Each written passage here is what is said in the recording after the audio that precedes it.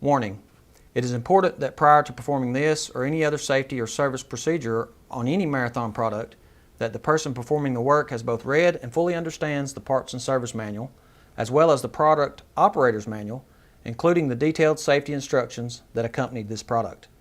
If there is anything that is unclear or that you don't understand, do not attempt to operate the product or perform any of the service or maintenance tasks called out in this video.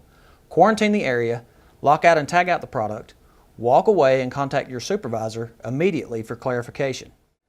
It is also important to ensure you are wearing the appropriate personal protective equipment, hereafter referred to as PPE, prior to beginning this or any other service or maintenance procedure.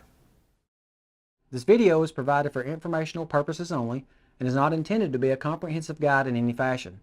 This video is not a substitute for proper training, qualification, and experience. Marathon makes no warranty, guarantee, or promise by virtue of this video or the information herein. Please see applicable Marathon product warranty statements.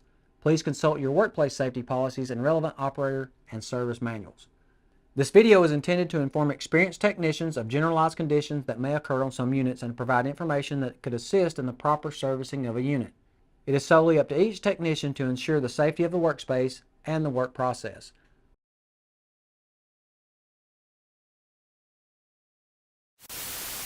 Hey, I'm Donald Tidmore, the service guru here at Marathon Equipment. Thanks for joining me at the Service Shack.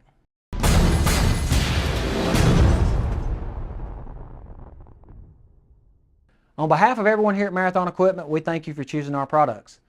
Today, we'd like to show you how to set the hydraulic pressure on your RJ100 and RJ250 self-contained compactors. This process can also be used on one of our legacy products, the RJ88 self-contained compactor.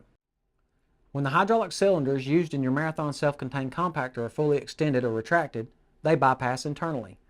This makes it impossible for the hydraulic system to reach the relief pressure. Due to this, we recommend that you follow the pressure settings covered in this video. Before we begin, ensure that you have the proper PPE required by your facility. At a minimum, we suggest eye protection, gloves, safety shoes, and earplugs, but always follow your company's PPE guidelines. Lastly, you will need the following tools and equipment: a 0 to 3000 psi pressure gauge, a lockout tagout kit, an adjustable wrench, a large standard screwdriver, a 3/16 Allen wrench, a number 2 Phillips head screwdriver, and a small Allen wrench to relieve the system pressure.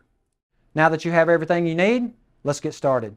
If the compactor is operating, it must first be shut down by the standard stopping procedure. Then, to begin this process, shut down all power sources to the compactor by moving the main disconnect lever to the off position and locking the power out so the compactor is isolated from its energy sources. Do this by following the lockout tagout procedures found in the compactor manual. Next, using the quick disconnects, disconnect the hydraulic hoses from the compactor.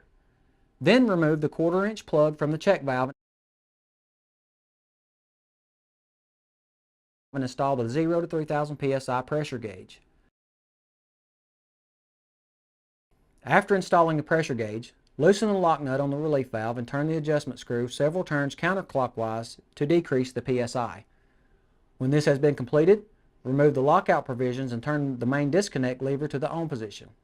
When the lockout tagout has been removed, start and operate the compactor using the operating instructions found in the compactor manual.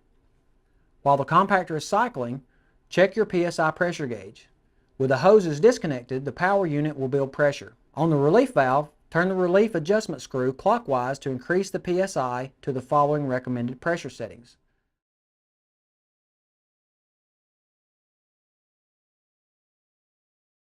If your compactor has the optional advanced warning light, the pressure setting should be 200 psi below the recommended pressure settings.